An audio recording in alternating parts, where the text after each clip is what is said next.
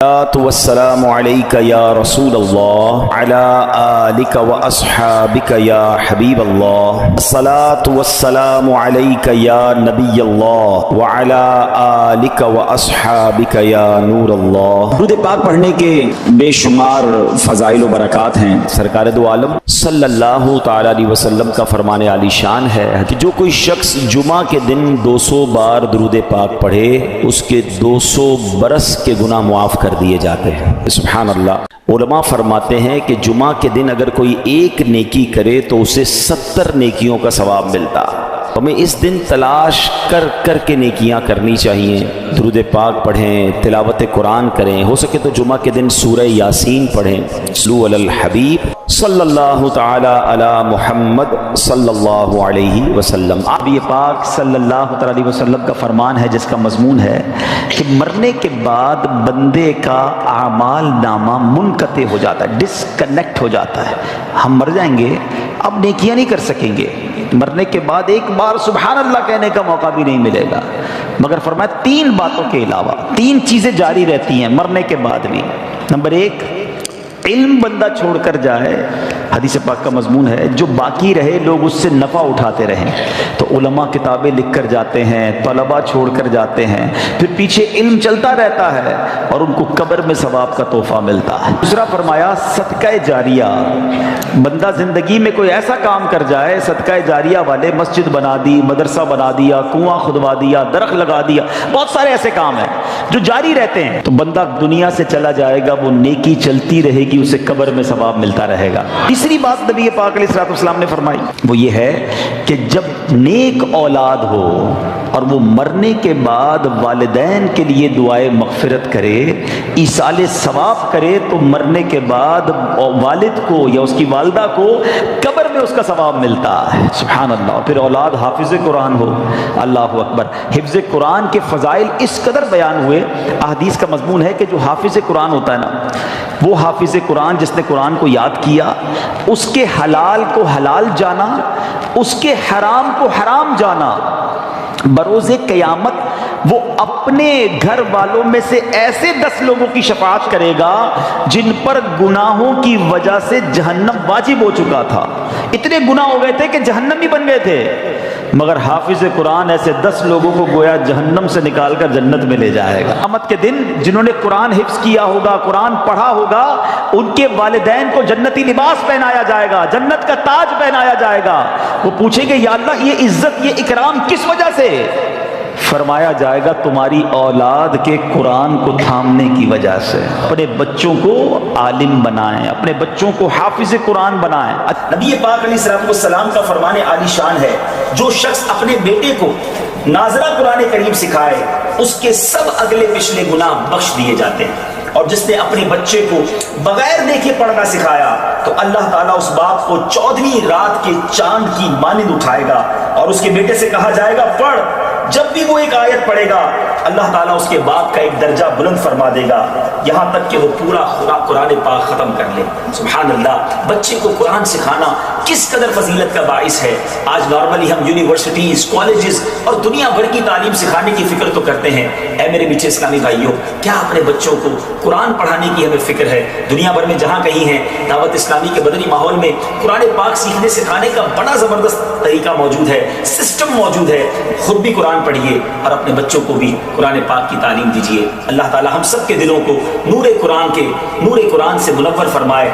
یہ بڑا مجرب ایک عمل ہم نے دیکھا، بزرگوں سے سنا کہ جس کے یہاں بیٹا نہ ہوتا ہو یا بیٹی کی تمنا ہو تو وہ سیدنا حمزہ رضی اللہ تعالیٰ کے مزار پر حاضری دے کر یہ تمنا کرے کہ یا اللہ ان کی برکت سے مجھے بیٹا عطا فرما، اور جب بیٹا عطا ہوگا تو میں اس کا نام حمزہ رکھوں گا۔ کئی حمزہ ملے مجھے، یہ بتایا تھا، ہم نے وہاں جا کے نیت کی اور یہ حمزہ ہمیں مل گیا۔ تو چلیں جو نہیں جا سکتے آج ان کا تصور کر کے اللہ سے دعا کرنی ہے کہ اللہ ان کے صدقے بیٹا عطا فرما دے، ہم بیٹا نبی پاک کے مبارک چچا کے نام پر حمزہ رکھیں گے۔ میرا کریم مولا دینے والا ہے اور اچھوں کے صدقے ہم پر بھی کرم ہو جائے گا انشاءاللہ۔ اچھا، حافظ قرآن کے حوالے سے ایک مدنی پھول اور دوں، یہ غفران بیٹا کے لیے بھی ہے، یوسف بھائی کے لیے بھی اور باقی لوگوں کے لیے بھی، کہ جب آپ کے بچے یا بچی حافظ قرآن بن جائے نا، ہمارا بہت بڑا ٹارگٹ ہوتا ہے یہ حافظ بن جائے۔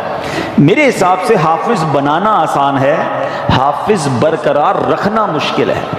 جیسے جیسے عمر بڑی ہوگی نا، اس کی زندگی میں اور مصروفیات بھی آئیں گی، تو اب حفظ بھلا دیتے ہیں لوگ، تو اس کا شاندار طریقہ یہ ہے کہ اب حافظ بن گئے، اب مرتے دم تک قرآن یاد رہے اس کا انتظام کرنا ہوگا، روزانہ دہرائی بھی ہوگی، جب کاروبار نوکری پہ لگ جائیں تب بھی روز کا 1 گھنٹہ مخصوص کرنا پڑے گا جو قرآن کو دہراتا رہے، ہر رمضان میں مصلی سنائیں تاکہ یہ حفظ باقی رہے، ورنہ چلا جاتا ہے۔ تو اگر آپ کو بچوں کو حافظ بنانا ہے بنانا چاہیے، لیکن اس کے بعد کا بھی نظام بنانا چاہیے۔ پہلے مدرسے میں پڑھاتے ہیں، حافظ بناتے ہیں، پھر اسکول میں ڈالتے ہیں، وہ جو مدری منا ہوتا ہے بابو بن جاتا ہے، اور اس کے بعد اس کو پتہ نہیں ایسی لائن میں ڈال دیتے ہیں کہ وہ سارا قرآن بھول جاتا ہے۔ تو اگر آپ نے حافظ بنایا تو بہترین طریقہ یہ کہ اس کو اب عالم بنائیں، کیونکہ جب بندہ حافظ بن جاتا ہے نا اللہ پاک اس کے دماغ کو بہت کھول دیتا ہے، اس کے سینے کو کشادہ کر دیتا ہے، علم کا نور اب اس کے اندر آنا شروع ہو جاتا ہے۔ تو جب وہ عالم بنتا ہے تو کہتے ہیں نا سونے پہ سہاگا، نور علی نور ہو جاتا ہے۔ تو اپنے بچوں کو حافظ بنائیں اور پھر عالم بنائیں۔ لوگ بڑے فخر سے کہتے ہیں میرا بیٹا P H D, doctor, engineer, ایک حدیث نہیں سنا سکتے کسی انجینئر کی فضیلت کی، کسی ڈاکٹر کی فضیلت کی۔ علماء کی فضیلتوں کے باپ بھرے ہیں۔ نبی پاک علیہ الصلوۃ والسلام فرماتے جس کا مضمون ہے جب اور لوگ قیامت کے دن جنت میں جائیں گے نا تو علماء کو روک لیا جائے گا کہ رکو، باقی لوگوں کی شفاعت کر کے انہیں بھی جنت میں ساتھ لے جاؤ۔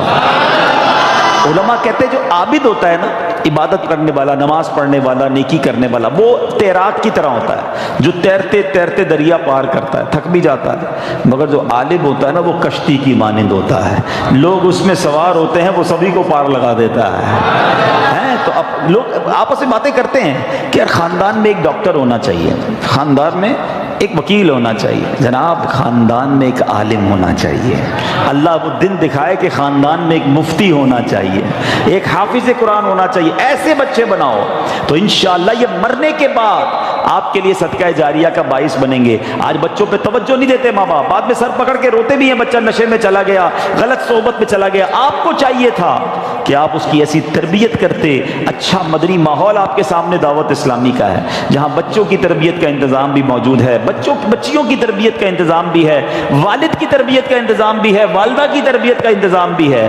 ہر طرف دعوت اسلامی نے مدرسے، جامعات، پھر ماشاءاللہ گھر بیٹھ کر مدنی چینل دیکھیں تو سب کی تربیت ہونا شروع ہو جاتی ہے۔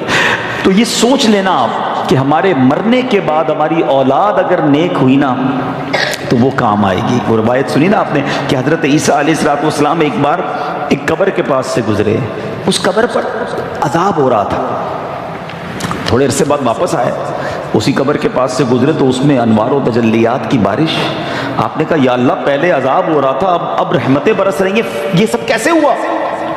ارشاد باری ہوا عیسیٰ جب یہ بندہ دنیا سے گیا تھا گناہگار تھا، بڑے گناہ کیے تھے، قبر میں عذاب ہو رہا تھا، مگر اپنی بیوی کو پریگننٹ حاملہ چھوڑ کے مرا تھا۔ اس کے یہاں بیٹا پیدا ہوا اور یہ بیٹا جب تھوڑا سا بڑا ہوا تو مدرسے گیا، اور جب مدرسے گیا تو قاری صاحب نے کہا بیٹا پڑھو بسم اللہ الرحمن الرحیم۔ جب اس کے بیٹے نے زمین کے اوپر مجھے رحمان اور رحیم کے نام سے پکارا، اے عیسیٰ مجھے حیا آئی کہ اس کے باپ کو زمین کے اندر عذاب دوں، میں نے اس کے عذاب کو دور کر دیا۔ بیٹا اللہ کو پکارے مغفرت باپ کی ہو جاتی ہے، لیکن اگر باپ بیٹے کی ایسی تربیت کرے کہ وہ نشہ کرے، وہ بے حیائی کے کام کرے، وہ غلط کام کرے، حرام روزی اس کے لیے چھوڑ کر جائیں گے تو یہ ہماری پنشمنٹ اور پٹائی کا باعث ہوگا۔ اللہ کرے کہ ہماری اولاد نیک بنے۔ اور یہاں اب میں بچوں سے بھی بات کر لوں کہ جن کے ماں باپ چلے گئے یا ماں باپ بوڑھے ہیں، ایسے کام نہ کرنا جس سے ماں باپ کو قبر میں تکلیف ہو۔ اگر وہ چلے گئے نا تو ان کے لیے خوب ایصال ثواب کرو، صدقہ خیرات کرو، نمازیں پڑھو، دعائیں کرو کہ اللہ ہمارے ماں باپ کی مغفرت کر دے، ان کی قبروں کو جنت کا باغ بنا دے۔ قرآن کہتا ہے کیسے دعا کرنی ہے؟